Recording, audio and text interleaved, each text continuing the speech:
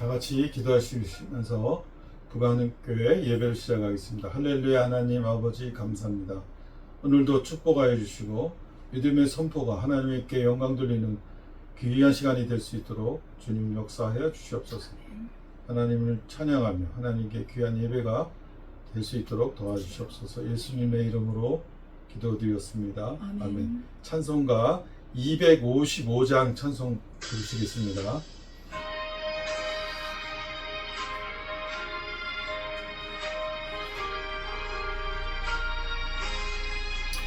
너의 죄 흉악하나 은과 같이 이겠네.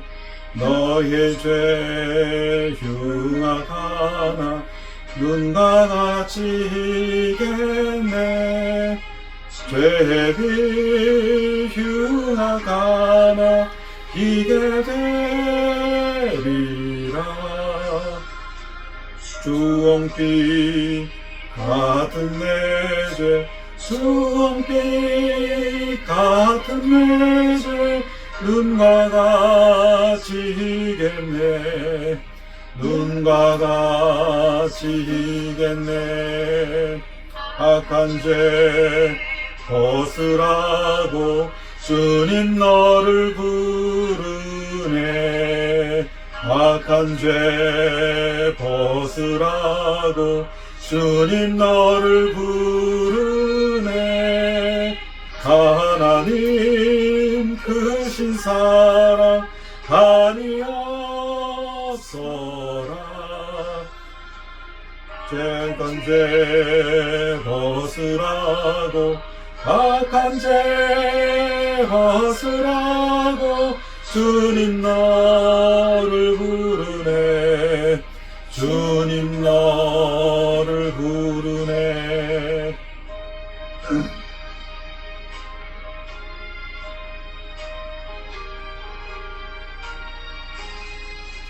너의 죄 사하여 주사 기억 아니하시네. 너의 죄 사하여 주사 기억 아니하시네.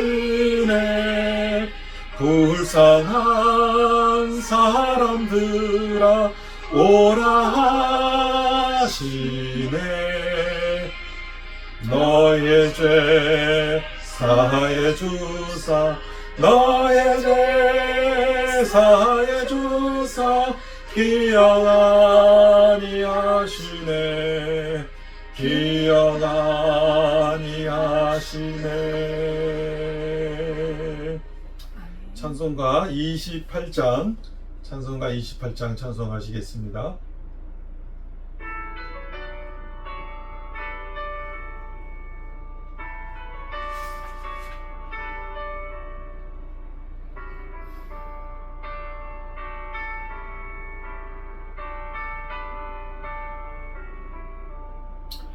복의 근원 강림하사 찬송하게 하시고 한량없이 자비하신 증량할 길 없도다. 천사들의 찬송가를 내가 가르치소서. 구속하신 그 사랑을 항상 찬송합니다.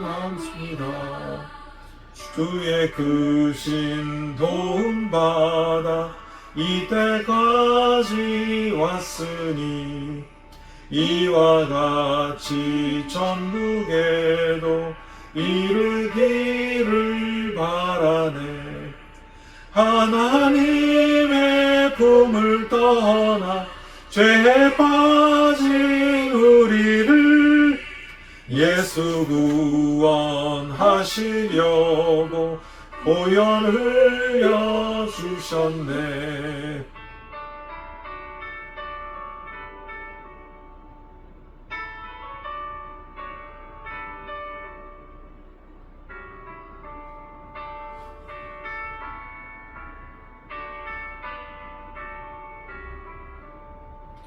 주의 귀한 은혜 받고 일생 빚진 자되네. 주의 은혜 사슬대사 나를 주께 메소서. 우리 마음은 연약하여 범죄하기 쉬우니 하나님이 받으시고 천국임을 지소서. 아멘.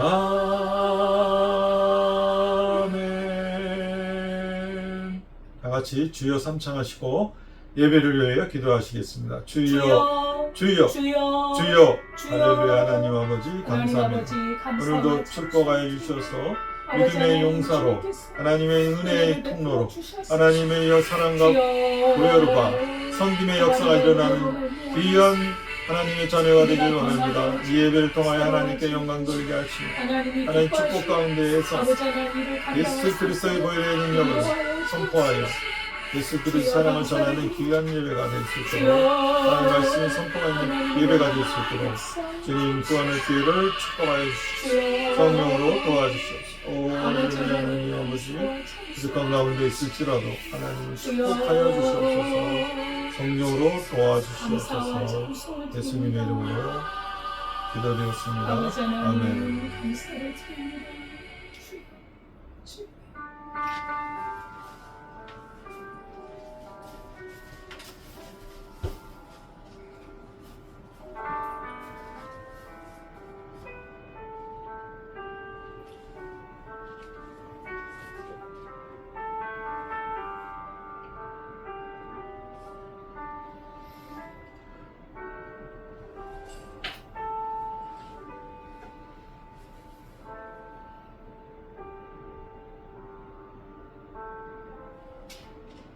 하나님은 영이시니 예배하는 자가 영과 진리로 예배할지니라. 아멘.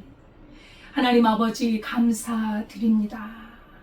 주님의 크신 사랑, 그리스도 예수의 대속의 은혜로 말미암아 우리를 구원하여 주시고 우리로 하나님의 자녀가 되게 하시며 하나님을 예배하고 말씀을 따라 살아갈 수 있는 은혜와 복을 주시니 감사드립니다.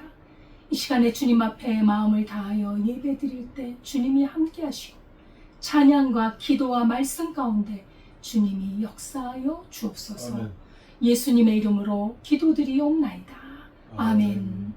전능하사 천지를 만드신 하나님 아버지를 내가 믿사오며 그 외아들 우리 주 예수 그리스도를 믿사오니 이는 성령으로 잉태하사 동정녀 마리아에게 나시고 본디오 빌라도에게 고난을 받으사 십자가에 못 박혀 죽으시고 장사한 지 사흘 만에 죽은 자 가운데서 다시 살아나시며 하늘에 오르사 전능하신 하나님 우편에 앉아 계시다가 저리로서 산 자와 죽은 자를 심판하러 오시리라.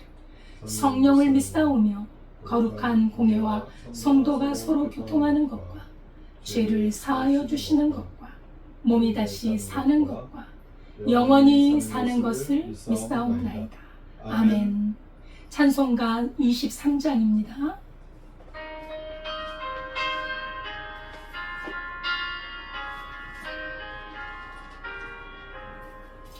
만일이 내게 있으면 그이 떠나지고 그리고 주주시는 종을 늘 찬송하겠네. 내 은혜로우신 하나님 날 도와주시고 그 크신 영광 널리 펴 알게 하소서.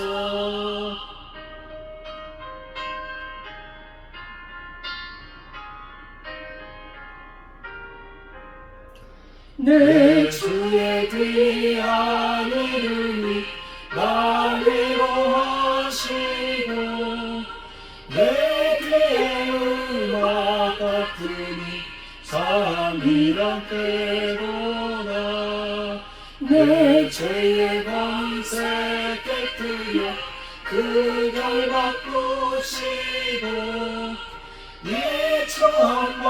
마음을 비로소 온전케 하셨네. 아멘.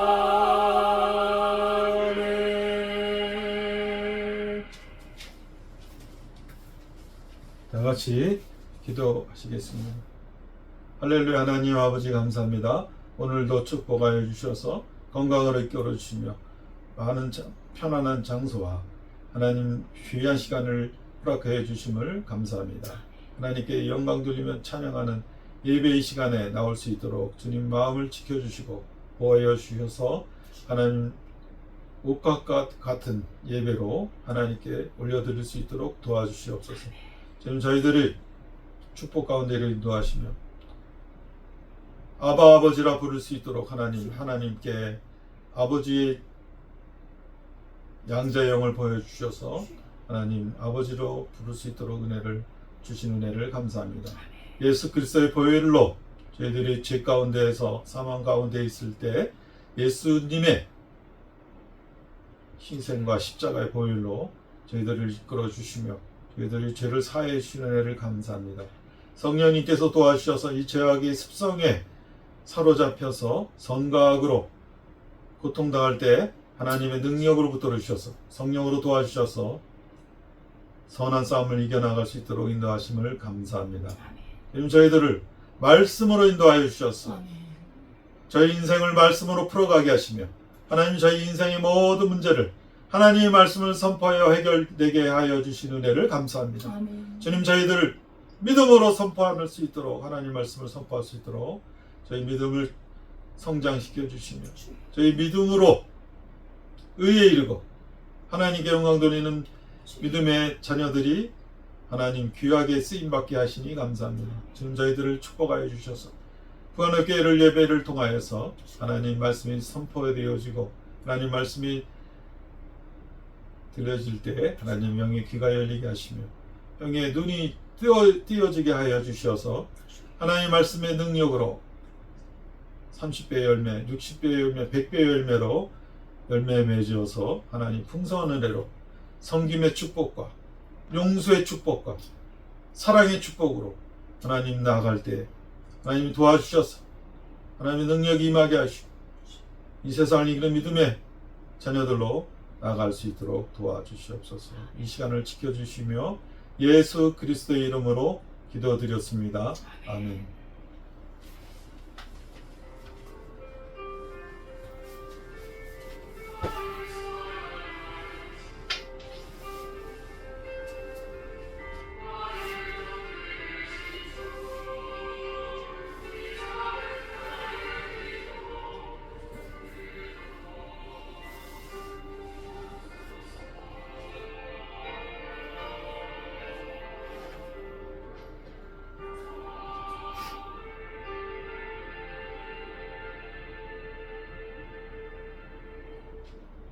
하나님의 말씀은 창세기 44장 30절에서 33절입니다. 구약성경 71페이지 창세기 44장 30절에서 33절까지 함께 봉독하겠습니다. 아버지의 생명과 아이의 생명이 서로 하나로 묶여 있거늘 이제 내가 주의 종 우리 아버지에게 돌아갈 때에 아이가 우리와 함께 가지 아니하면 아버지가 아이의 없음을 보고 죽으리니 이같이 되면 종들이 주의 종 우리 아버지가 흰 머리로 슬퍼하며 수월로 내려가게 함이니이다. 주의 종이 내 아버지에게 아이를 담보하기를 내가 이를 아버지께로 돌아오지 아니하면 영영이 아버지께 죄짐을 지리이다 하였사오니 이제 주의 종으로 그 아이를 대신하여 머물러 있어 내 주의 종이 되게 하시고 그 아이는 그의 형제들과 함께 올려 보내소서. 아멘. 하나님 아버지 감사합니다. 이 시간에 주의 말씀을 선포합니다. 하나님의 말씀이 우리를 인도하여 주시고 그 말씀대로 우리가 살게 하옵소서. 예수님의 이름으로 기도드리옵나이다. 아멘. 할렐루야. 감사드립니다. 주님의 은혜와 평강이 늘 함께 하시기를 기도합니다. 오늘 제목은 그 아이를 대신하여 종이 되겠나이다 라는 제목으로 우리가 오늘 말씀을 상고해 보도록 하겠습니다.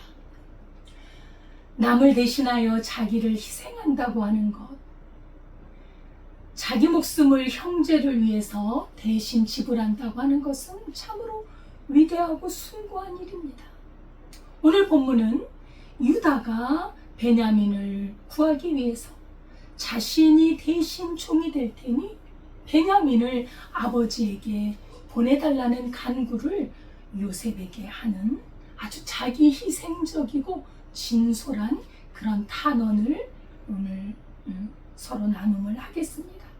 그래서 이제까지 그 형들의 마음이 어떠했는지 요셉이 그렇게 보고 싶어 했는데 그 마음이 이 유다를 통해서 아주 절정에 이르는 클라이막스에 이르는 그런 모습을 볼 수가 있죠.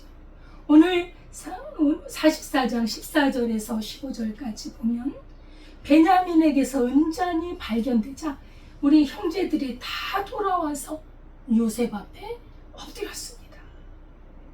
요셉이 호통을 치죠. 어찌하여 너희가 이런 일을 하였느냐. 사실은 요셉이 그 잔을 넣었는데 말입니다. 시험하고 있는 것이죠. 이 형제들은 전혀 그런 사실을 모르고 있습니다. 사실 억울하죠. 분명히 은잔을 훔치지 않았거든요. 그 베냐민의 표정을 보면 알아요. 너무 기가 막히고 억울하니까. 형, 내가 그러지 않았어. 나 훔치지 않았어. 우리가 진실은 서로 알잖아요. 그런 절망 중에 형들은 요셉 앞에 엎드렸습니다. 놀랍게도 요셉이 꿨던 꿈대로 계속해서 요셉 앞에 절을 하게 되는 것이 이게 우연일까요? 하나님께서는 그 꿈을 계속 이루어 가고 계시는 것을 볼 수 있지요.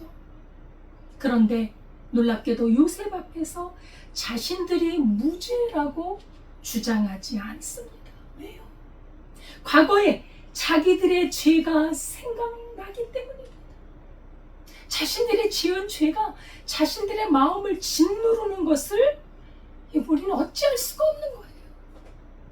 그래서 오히려 용기를 내서 이제 요셉 앞에 엎드려서 나아가는데 이 요셉 앞에 엎드리는 것이 하나님 앞에 엎드리는 것과 같이 자기들의 죄를 고백하는 그러한 정신이 들어있는 거예요. 요셉은 호통을 쳤죠. 나같이 점 잘 치는 사람이 내가 그걸 모를 것 같더냐. 너희가 어찌 이렇게 선을 악으로 갚을 수 있느냐. 아주 단호하고 엄하게 호통을 칩니다. 왜요? 이것이 마지막 시험이기 때문이었죠. 예. 그들이 진정으로 죄를 뉘우치고 있는지 말입니다. 새로운 사람들로 거듭났는지 무섭게 몰아붙이며 호통을 쳤습니다. 오늘 16절에 보면 그때 유다가 말을 합니다. 그 억울한 사정을 어떻게 말을 하냐면 참으로 우리가 주께 무슨 말을 하오리까? 우리가 어떻게 말씀을 드려야 우리의 진정성을 알릴 수 있겠습니까? 하나님께서 우리 종들의 죄를 찾아내셨으니 우리와 이 잔이 발견된 우리 막내 동생이 우리 모두 다 주의 종이 되겠나이다. 이렇게 말을 합니다. 유다가 형제들의 대표자로 나서서 입장을 대변하고 있는데 그 탄식을 지금 말을 하고 있어요. 자신들은 훔치지 않았거든.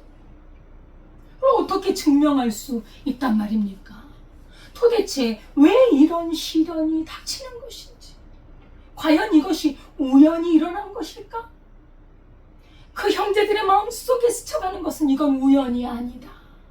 이것은 하나님께서 자신들의 죄를 분명히 심판하고 계신다고 깨달은 거예요. 하나님께서 우리의 죄를 찾아내셨어요. 무슨 죄요? 엄청난 죄를 지었죠. 그게 20년 동안 그들의 마음을 그렇게 고통스럽게 하고 죄책감에 물들게 하고 그렇게 힘들고 두렵게 했던 그 죄를 하나님께서 이 말도 안 되는 사건을 통해서 드러내시더라는 거죠. 그거를 자기들이 깨닫고 있는 겁니다. 요셉을 팔았던 그 엄청난 죄악을 하나님께서 지금 이 사건을 통해서 보응하고 계신다고 느낀 거예요. 죄에 대한 하나님의 공의로운 심판이 바로 그 응답이라는 것을 알고 있는 거예요. 여러분, 죄는 숨길 수가 없습니다. 하나님께서 죄를 지적해내시면 변명이 통하지 않아요. 죄를 자복하고 새롭게 고치는 것이 살 길입니다. 이걸 보면 그들이 과거에 얼마나 죄책감에 뼈저리게 힘이 들었는지, 그리고 후회하고 뉘우치고 있는지 엿볼 수 있습니다. 자, 그럼 이런 시련이, 이런 고통이, 이 억울함이 하나님께서 우리의 죄를, 자기들의 죄를 지적해내셨다면 무슨 말을 해도 통하지 않는다는 걸 알게 됩니다. 그렇죠? 그렇다면 또 바꾸어 생각하면 이렇게 아주 억울하고 아주 위기적인 상황을 구원해 주실 수 있는 분도 오직 하나님밖에 없구나. 요셉 앞에 엎드려서 정말 터무니없는 억울하게 종으로 가더라도 엎드려서 사정하고, 그리고 하나님 앞에 회개하는 심정으로 이제 그렇게 마음을 먹은 유다의 모습을 볼 수가 있는 거예요. 유다가 신앙적인 그런 모습이 보이는 것이죠. 유다는 은잔이 발견된 베냐민에게만 아니라, 그에게만 책임을 돌릴 것이 아니라 우리 형제들 모두 다 이 책임을 함께 지겠습니다 하면서 이제 종이 되겠다고, 우리 모두 다 주의 종이 되겠나이다, 이렇게 말을 합니다. 전에 요셉이 꿈을 꿨잖아요. 형들의 볕단이 내 볕단에 절을 했어요. 해와 달과 별 11별이 나에게 절을 했어요. 그랬더니 그것은 이제 절을 했다는 것은 벌써 어떤 높은 지위를 말하는 거 아니겠습니까? 그럼 네가 정말 우리를 다스리겠느냐 하면서 비웃으면서 했던 말이 그들의 입으로 우리가 주의 종이 되겠나이다. 그 꿈이 이루어져. 하나님께서는 그 꿈을 완전히 성취한 20년이 지난 마당의 말입니다.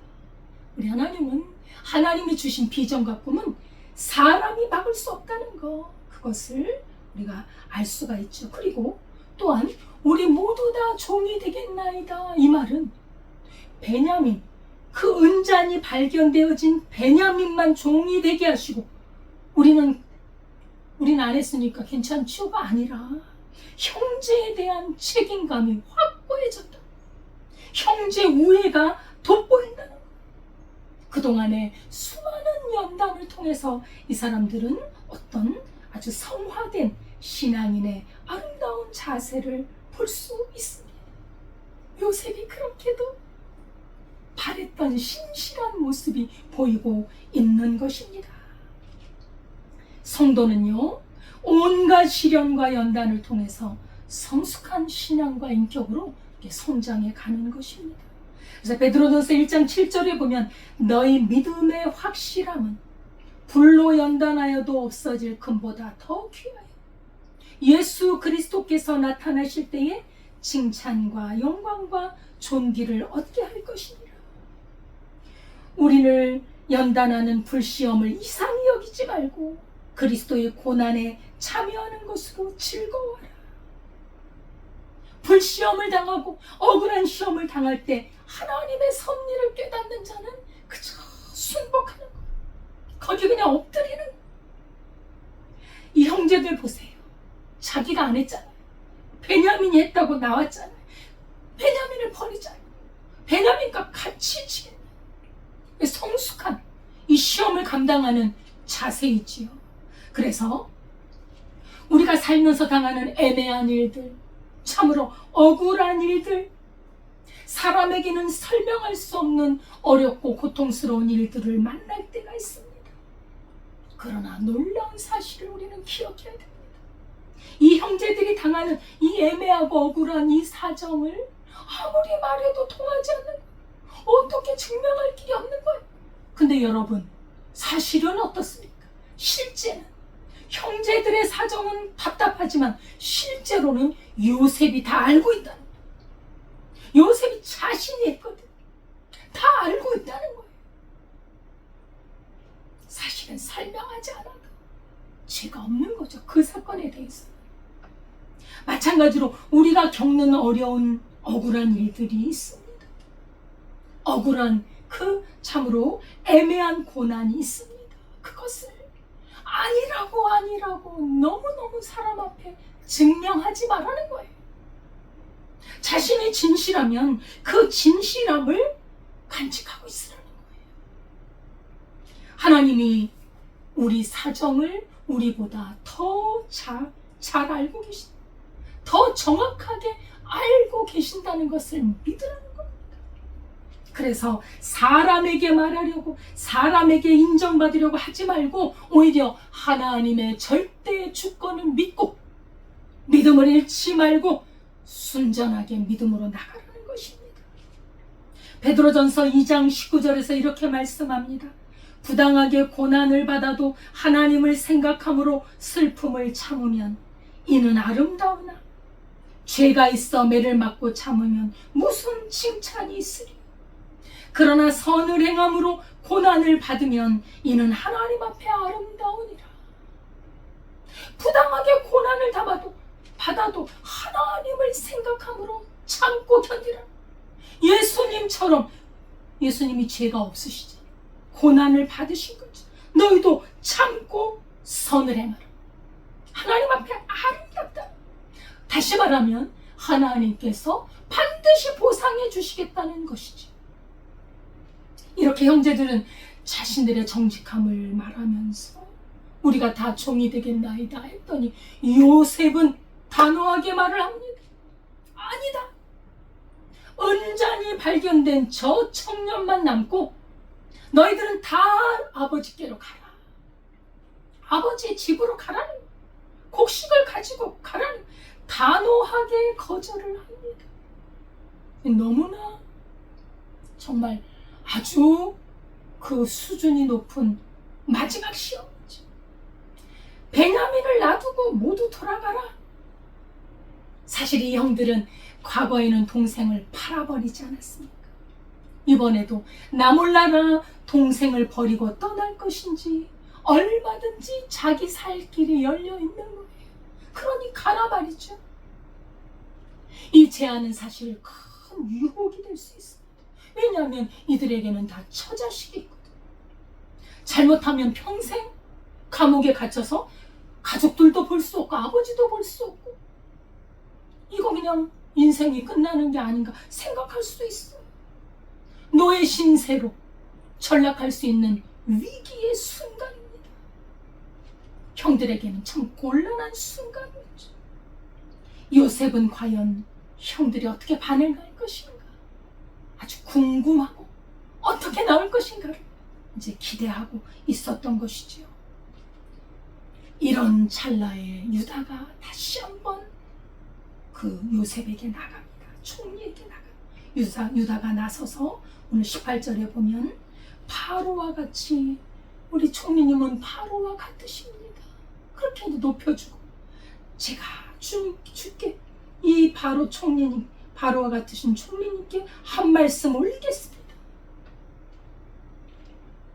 유다가 형제들의 대표로 이 사건에 대해서 단단히 마음을 먹고 목숨을 걸고 이 총리에게 간청하기로 마음먹은 겁니다.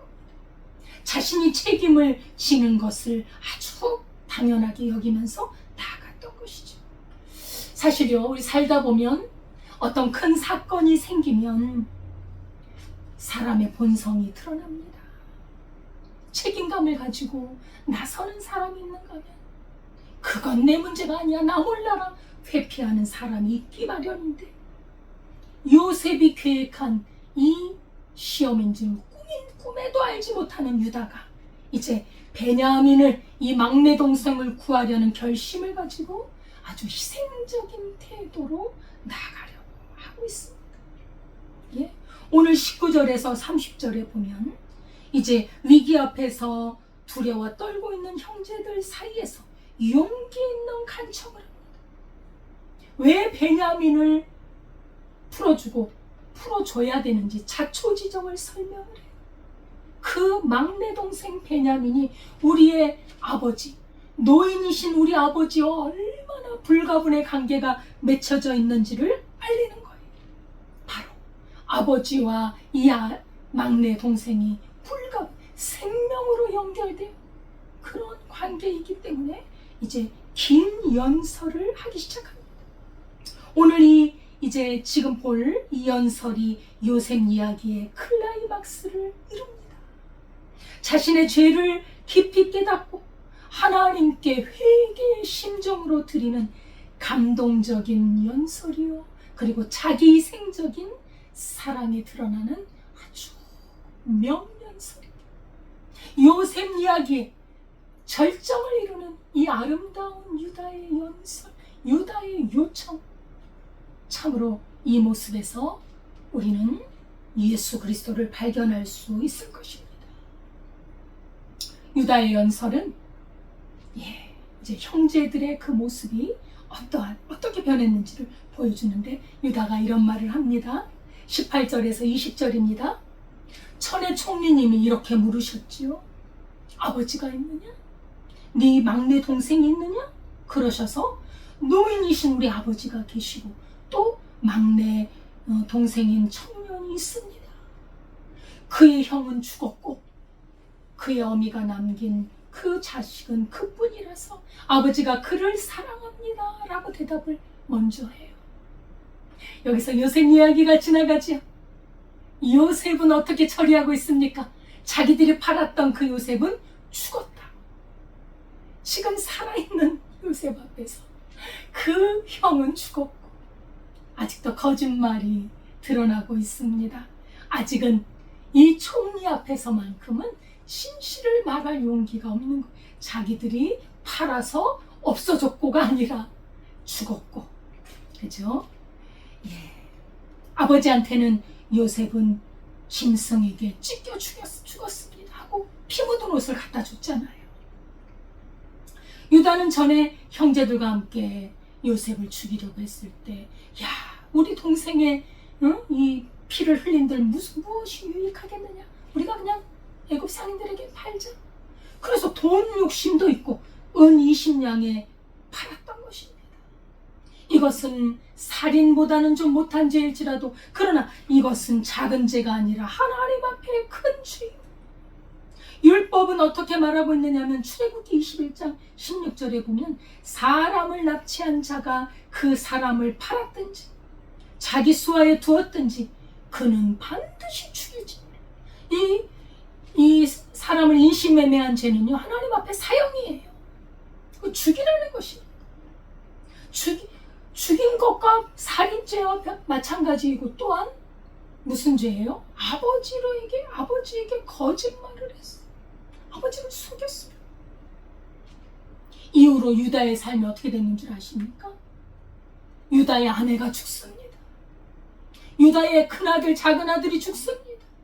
그리고 그의 며느리가 장기로 변장을 해서 시아버지와 관계를 해서 자식을, 아주 부끄럽고 죄악된 일.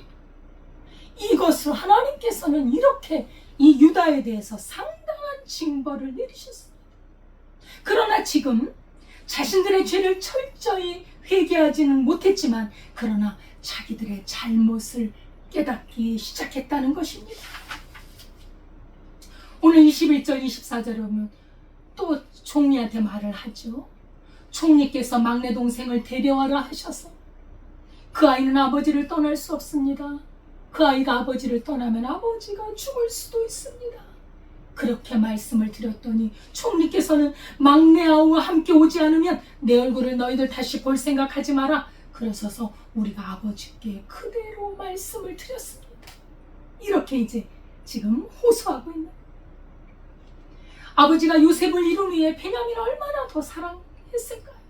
그 사랑하는 여인 라헬에게서 낳은 아들이기 때문이지. 만약에 베냐민까지 없어진다면 아버지가 사랑하는 요셉도 없어졌죠. 베냐민까지 없어졌다면 아버지 정말 너무나 슬프고 처참하게 되어서 죽음에 이를 수밖에 없다는 것을 알고 있는 거예요. 그러나 총리의 명령이 너무 준엄해서 베냐민을 데려올 수밖에 없었는데 이 베냐민이, 이 막내 동생이 아버지의 생명과 연결이 되어 있으니 불쌍히 여겨달라는 호소입니다. 그리고 또 이제 유다의 그 간절한 요청이 진행이 되는데 말씀을 드리겠습니다. 그 후에 아버지한테 말씀을 드렸다는 거예요. 곡식을 사와라 그랬더니 이 유다가 막내 동생 베냐민을 데려오지 않으면 그 총리가 우리 얼굴을 볼 수 없다고 합니다. 이렇게 아버지께 말씀을 드렸더니 아버지께서 왜 너희는 그런 말을 했어? 내 아내가 남겨놓은 아들 하나는 없어지고 하나는 찢겨 죽었다고 또 하나까지 없어진다면 내가 이 늙음하게 흰머리로 음부에 내려가지 않겠느냐, 스올에 내려가지 않겠느냐. 우리 아버지가 이렇게 말씀하셨습니다. 그래서 아버지의 생명과 아이의 생명이 서로 하나로 묶어 있으니 만일 내 동생과 함께 아버지께로 돌아가지 않으면 이 막내가 없어졌음을 보고 우리 아버지가 슬피 울며 스올로 내려갈 것이니 이제 제가 한 가지 말씀을 드릴 것은 우리 아버지께 말씀을 드렸습니다. 제가 막내 동생을 꼭 데려오겠습니다. 만약에 데려오지 않는다면 제가 아버지께 영영의 죄를 지리다. 제가 책임을 지고 데려올 테니 보내주세요 하고 우리 막내 동생을 데려왔습니다. 그래서 총리님의 요청으로 제가 이 아이를 데려왔는데 이제 이 아이를 종으로 삼고 우리만 가면 내가 무슨 면목으로 아버지를 뵙겠습니까? 그러니 한 가지 요청을 드립니다. 이 아이를 돌려보내주세요. 그리고 대신해서 제가 이 아이 대신 제가 종이 되겠나이다. 이 형제들도 다 보내주세요. 이 막내도 보내주세요. 제가 총리님의 종이 되겠나이다. 만약에 그렇지 않으면 우리 아버지께 이 큰 죄가 미칠 것입니다. 이렇게 호소를 했습니다. 동생의 신변을 안전하게 지켜서 집으로 데려오겠다는 약속을 책임을 지겠다는 말이죠. 비통에 잠겨있을 아버지를 생각하며 또 동생 혼자 애굽에 그렇게 홀로 남겨놓는다는 게 마음이 편하진 않잖아요. 견딜 수가 없는 거예요. 그래서 자신이 대신해서 종이 되겠다고 간청하는 거예요. 아주 희생적인 대안을 제시하고 옛날에 며느리 타마라고 동침했던 그러한 그 부끄러운 망령된 시아버지 유다가 아니라 지금은 완전히 변화되어진, 참으로 새롭게 변화되어진 이 모습을 볼 수 있습니다. 아버지와의 약속을 반드시 이행하겠다는 굳은 의지, 이 단순히 말에 대한 그런 책임감을 넘어선 아버지와 막내 동생 그 사이의 불가분의 관계를 그렇게 이어주고자 하는 그 가족을 사랑하는 희생적인 정신과 태도, 이것이 바로 요셉의 그냥 눈물샘을 터뜨리고 눈물바다를 통곡을 하고 올 수 있는 그런 기회를 마련한 것입니다. 그리고 이 기나긴 시험의 시험의 장면이 이제 박을 내리게 하는 것이죠. 이것이 바로 유다의 자기희생적인 클라이막스, 아름답고 복된 그러한 자기희생을 나타내는 연설이었습니다. 요청이었습니다. 베냐민을 대신하여 종이 되겠다고 한 것, 우리 주 예수 그리스도의 대속의 사역의 예표가 됩니다. 형제를 위한 희생, 예수님의 그림자가 보이지 않습니까? 진정한 사랑은 희생을 통해 드러납니다. 유다를 통해서 그 형제를 위한 헌신과 중보의 모습이 드러나고 있습니다.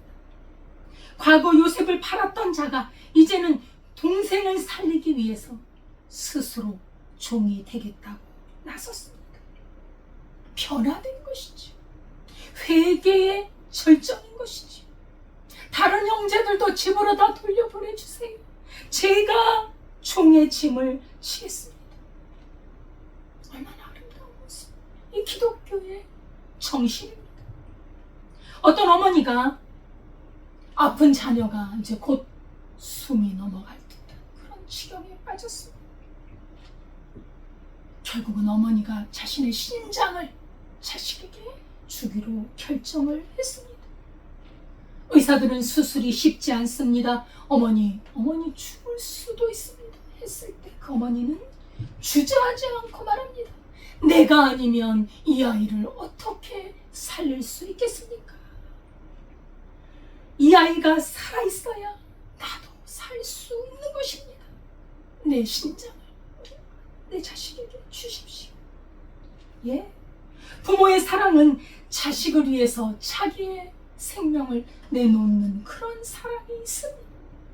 오늘 유다의 이 모습에서 베냐민 대신 종이 되어야겠다고 결심한 이것은 바로 아버지의 안위를 가장 먼저 걱정. 전에 아버지를 얼마나 괴롭혔어. 아버지에게 거짓말한 것, 아버지가 너무너무 슬퍼한 것을 기억하고 있거든. 죽었다고 그 아버지의 절망과 상심을 보았던 아들, 이제 베냐민까지 없애서 아버지가 죽어가는 모습을 볼 수 없다는 것이지. 막내 동생으로 위안을 삼고 있는데 타국에서 종살이를 시켜요? 그걸 어떻게 말을 합니까? 아버지에게 살 소망마저 없어지게 하고 슬픔과 고통으로 죽어갈 아버지를 생각하니 더 이상 이럴 수는 없다. 내가 어떻게 하든지 내가 죽을지라도 베냐민을 올려보내야겠다라는 아버지에 대한 극진한 효심이 엿보이는 모습.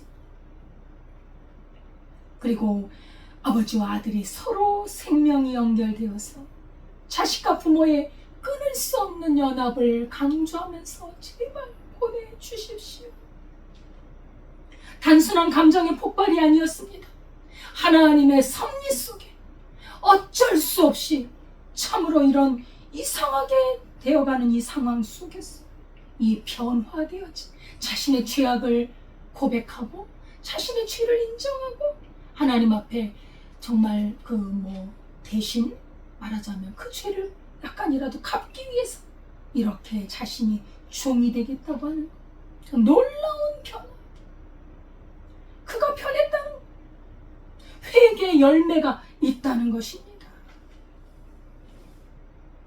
집을 나간 탕자가 나중에 허랑방탕하고 나서 자기 죄를 깊이 깨닫죠. 먹을 것이 없어서 죽어가는 시점에 우리 아버지 집에는 너무 먹을 것이 많아. 내가 염치가 없어서 면목이 없어서 나를 아버지 자녀로 이제 생각하지 말고 종의 하나로 나를 받아주시면 내가 굶어 죽지는 않겠지. 그렇게 받아달라고 해야 되겠지. 그리고 아버지를 만나서 내가 하늘과 아버지께 죄를 지었어. 이제 아버지 아들이라 불리는 것을 감당하지 못하겠습니다. 나를 품고 내 하나로 받아주소서. 깊이 뉘우치고 겸손히 아버지께 엎드려서 사죄했을 때 아버지가 측은히 여겨서 그에게 제일 좋은 옷을 입히 손에 가락지를 끼고 발에 신을 신기 살찐 송아지를 잡아서 먹고 즐거워하며 이런 내 아들이니 죽었다가 살아난 내 아들이로다 즐거워. 참된 회개는 이렇게 변화가 있습니다. 탕자는 아버지의 환대와 영접을 받아서 다시는 하나님의 뜻을 어기지 않고 탕자의 길을 가지 않는 그것이 바로 회개라는 것입니다. 유다는 사실 동생을 돈을 받고 판 자 아닙니까? 이제는 대신 동생을 대신해서 종으로, 아니 죽을지라도 내가 짐을 지겠다는 이것이 바로 회개입니다. 회개는 변화예요. 과거와 극명한 대조를 이루고 있습니다. 여러분, 예수님께서 물을 포도주로 만드셨죠. 죄인이 의인으로 되는 것, 이 회개입니다.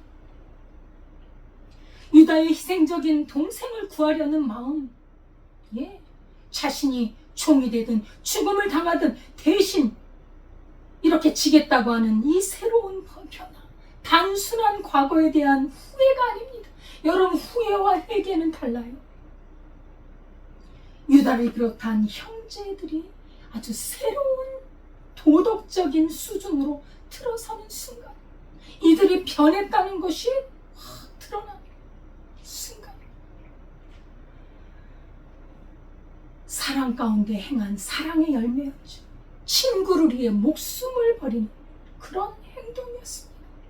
잘못된 것을 고치고 새로운 존재로 태어나는 것, 죄값을 달게 받는 마음, 그리고 하나님이 주신 고난의 현실을 불평하지 않고 달게 받는 그 마음이 회개로 들어가는 마음이에요. 히브리서 12장 5절에 보면, 내 아들아, 주의 징계하심을 경히 여기지 말라. 꾸지람을 낙심하지 마라. 주께서 사랑하시는 자를 징계하시고 채찍질 하신다는 것을 알라고 격려하고 있습니다. 우리가 잘못했을 때 하나님이 막다른 골목으로 몰 때 우리는 하나님 앞에 우리를 돌아보며 회개하는 것입니다. 새롭게 고쳐가는 것입니다. 여러분, 그 가룟 유다 있잖아. 예수님을 팔았던 가룟 유다.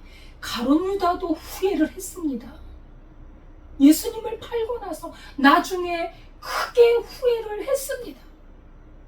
마태복음 27장 4절을 보면, 내가 무죄한 피를 팔고 죄를 범하였도다. 이게 후회예요. 자기 죄를 알았어요. 깨달았죠? 후회했어요. 그런데 유다는 은을 성소에 던져놓고, 예수님을 돈을 받고 팔았잖아요. 던져놓고 물러가서 스스로 목매어 죽었습니다. 그는요, 그릇된 행위에 대해서 후회했지만 그 후회가 하나님과 자신의 사이를 바르게 고쳐놓는 자리까지 가지 못했다. 죽음으로 그냥 내던져버렸어요. 이거는 참된 회개가 아닙니다. 여러분, 가룟 유다가 예수님을 팔았지요. 베드로는 예수님을 부인했습니다. 3번이나. 어떤 죄가 더 큰지 그건 하나님이 아시죠. 근데 왜 베드로는 용서받았어요? 베드로도 통곡했어요. 후회했어요. 어떻게 돼요? 나중에 예수님이 회복시켜 주시잖아요. 그 회복을 받아들이잖아요. 자기 죄를 알잖아요.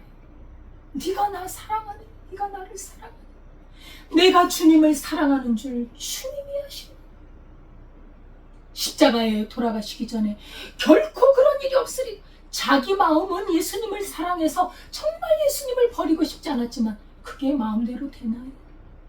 그래서 내가 주님을 사랑합니다라고 못한 거예요. 주님이 내게 은혜를 주시고 주님이 나와 함께 하시면 내가 주님을 사랑하는 것은 그건 주님이 아시지 않습니까? 라는 고백이지. 요셉의 형들은 애굽에서 어려움을 당할 때 과거에 요셉을 팔았던 것을 기억하고 후회했었지. 그냥 요셉 앞에서 두려워 떨었잖아요. 그것이 회개가 아닙니다. 참된 회개는 후회하고 뉘우친 것 이상의 것을 요구하는 것. 그것은 반드시 열매가 따라와야 한다.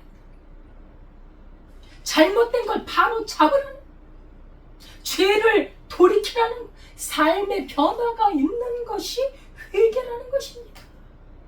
그런 의미에서 유다와 형제들은 회개의 열매를 맺었던 것입니다. 반면에 가룟 유다는 저주의 열매를 맺은 거죠. 하나님과 바른 관계를 형성하지 못하고 자기 목숨을 버려버리지 않았습니까? 그런 의미에서 유다와 형제들은 회개의 열매를 맺었습니다. 누가복음 3장 9절에 세례 요한은 이렇게 말씀합니다. 이미 도끼가 나무 뿌리에 놓였으니 좋은 열매를 맺지 아니하는 나무마다 찍혀 불에 던져지리라. 회개에 합당한 열매를 맺으라는 말씀입니다. 바울은요, 진정한 회개를 한 사람의 대표적인 인물입니다. 바울은 사실 교회를 핍박하고 그리스도인들을 옥에 가두고 죽이기까지 한 그런 사람이었어요. 그러나 예수님을 만난 이후에 그는 완전히 새롭게 변화되었지요. 핍박하던 자가 예수님을 모시고 이제는 자기가 죽고 내 안에 그리스도께서 사시는데 이제 내가 사는 건 예수를 믿는 믿음으로 산다고 말씀합니다. 아멘. 이제는 지난 일들은 디모데전서 1장 13절에 내가 전에는 비방자요 박해자요 폭행자였으나 도리어 긍휼을 입은 것은 내가 믿지 아니할 때에 알지 못하고 행했던 것들을 회개하고 새롭게 변화되어서 이제는 자기 목숨을 다해 예수 그리스도를 증거하는 자가 되었습니다. 그 말씀대로 살아가는 자가 되었으니 이것이 바로 회개라는 것입니다. 변화된 삶을 사는 것, 회개. 하나님은 우리 하나님의 백성을 그렇게 새로운 삶을 살아라, 성령의 삶을 살아라, 그것이 회개한 자의 열매입니다. 의지적인 결단만이 아니라 성령의 도우심으로 살아가야 한다. 시편 51편 10절에 하나님이여 내 속에 정한 마음을 창조하시고 내 안에 정직한 영을 새롭게 하소서. 하나님의 영은 우리 죄를 깨닫게 하십니다. 더 이상 죄에 거하게 하지 않습니다. 이제는 죄를 짓는 자유가 아니라 예수 그리스도께 통제를 받는 영적인 자유로 살아가는 삶, 그 사람이 진정한 삶의 복을 받은 사람인 줄 믿습니다. 성령의 은혜, 회개에 이르게 하는, 반드시 회개에 이르게 해서 반드시 삶을 변화시키는 이 일을 하는 것입니다. 하나님은 요셉을 통해서 형제들이 참된 회개에 이르도록 인도하셨습니다. 요셉의 희생적인 태도는 회개의 증거요 열매였습니다. 이 고통스럽고 어려운 상황에서 참된 회개를 통해 마음에 평생 지울 수 없는 그 죄책감의 무거운 짐에서 벗어날 수 있도록 하나님께서 축복의 길로 인도해 주신 것입니다. 내가 동생을 대신해서 노예가 되겠다는 아버지와 동생을 사랑해서 자신을 희생한 것이 바로 진정한 자유와 평안을 얻게 되는 기가 된 것이죠. 사랑 안에서 스스로 종이 된 것입니다. 이것이 바로 요셉의 기나긴 시험을 통과하는 생명의 열쇠였다는 것입니다. 요셉은 이렇게 변화된 형들의 모습을 보고 폭풍 같은 눈물을 흘립니다. 다음 시간에 하겠지만 아주 그냥 온 성이 다 떠나가도록 엄청나게 통곡을 하면서 옵니다. 형들이 이렇게 변했어. 너무나 감사한 거. 이전에 자신을 팔았던 형들 이제 용서할 수 있는 거. 왜? 이들이 변화되었기 때문이지.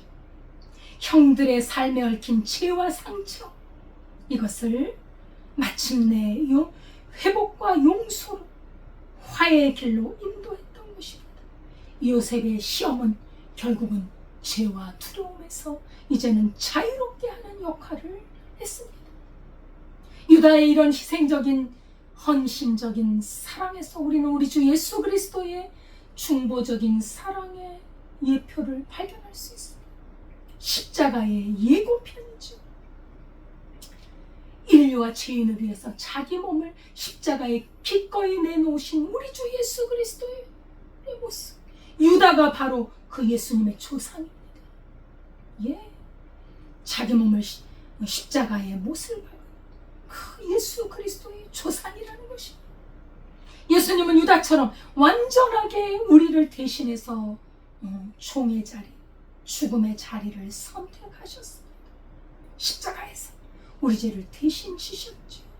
예, 우리 주 예수 그리스도의 십자가의 사랑이 진정한 사랑의 실체.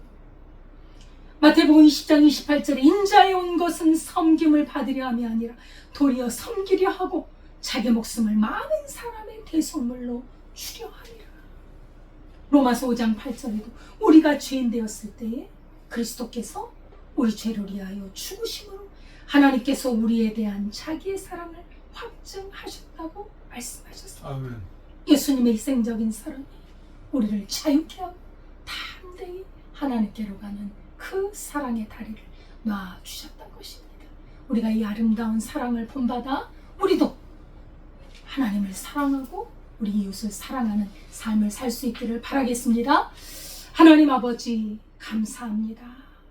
유다의 희생적이고 참으로 자기의 헌신적인 귀한 사랑을 통해 우리 주 예수 그리스도의 완전한 사랑을 보게 하시니 감사합니다. 이 귀한 사랑으로 인하여 우리도 자유를 얻었고 죄에서 사함을 받았으니 우리도 형제를 사랑하고 용서하는 삶을 살도록 인도하여 주옵소서. 예수님의 이름으로 기도드리옵나이다. 아멘. 찬송가 305장입니다.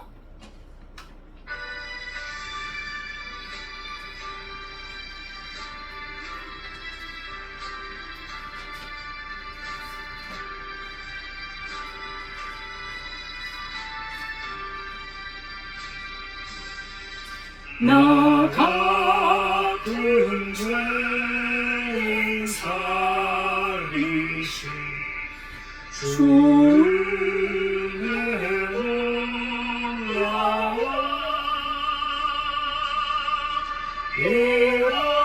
이렇던 생명 찾았고 광명으로 얻네 큰 죄악에서 건지신 주의로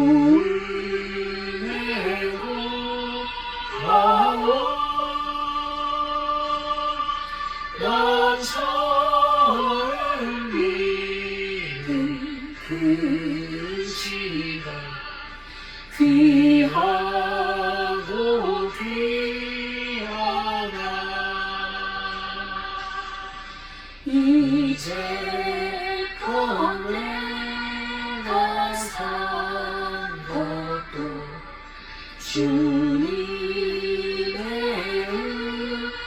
은혜라 또 나를 찾아 고향에 인도해 주시리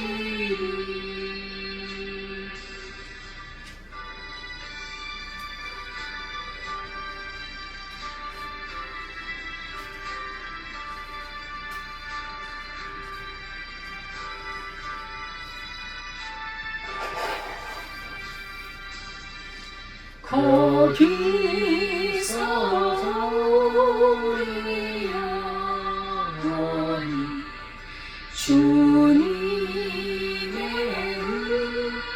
은혜로 배처럼 밝게 살면서 주 찬양하리라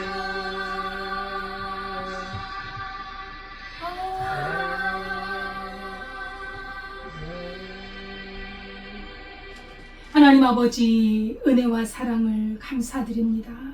주님의 은혜에 감사하여 드리는 예물을 주께서 받아주시고 풍성함과 강건함과 또 치유함과 형통함을 허락하여 주옵소서. 이 물질이 쓰이는 곳에 하나님의 나라가 생명을 구원하는 역사가 있게 하옵소서. 우리나라와 민족을 붙들어 주시고 공의가 실현되어지고 정직한 자가 위에 설 수 있도록 축복하여 주옵소서. 예수님의 이름으로 기도드리옵나이다. 아멘. 감사드립니다. 말씀과 기도로 늘 주 안에서 승리하는 삶이 될 수 있길 바라겠습니다. 복음을 증거하는 삶이 될 수 있길 바랍니다. 주기도문 하겠습니다.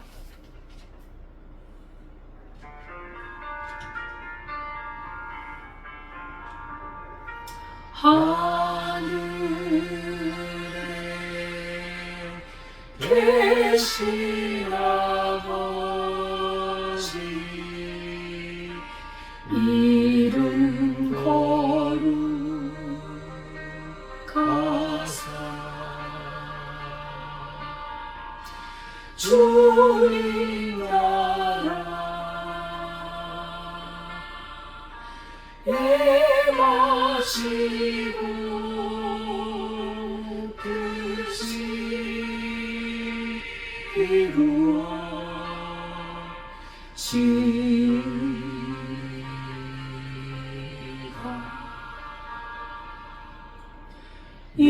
일용할 양식 주시고 우리들의 큰 죄 다 용서하옵시고 또 시험에 들게 하시고 악에서 구원하소서. 대개 주의 나라 주의 권세 주의 영광 영원히 아멘.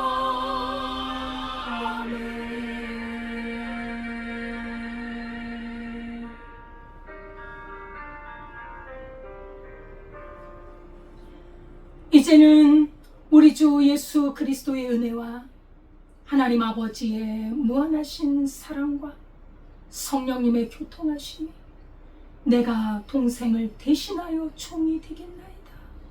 친구를 위하여 목숨을 버리는 그런 사랑을 우리도 본받을 수 있도록 그렇게 다짐하는 주의 백성들 위해 지금부터 영원까지 함께 하시기를 축원하옵나이다. 아멘.